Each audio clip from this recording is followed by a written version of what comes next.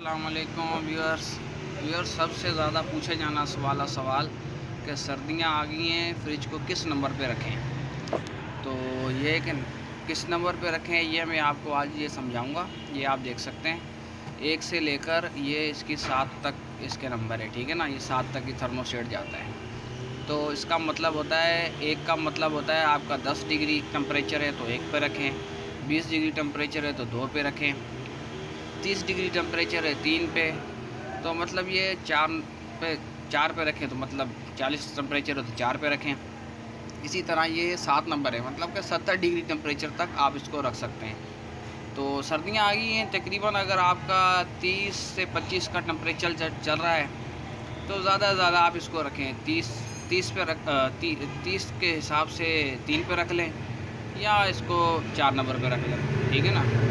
ये आप इस हिसाब से आप रखेंगे तो ये आपकी फ्रिज जो है सर्दियों में ऑटोमेटिक पे सही काम करेगी, ठीक है ना। Thank you.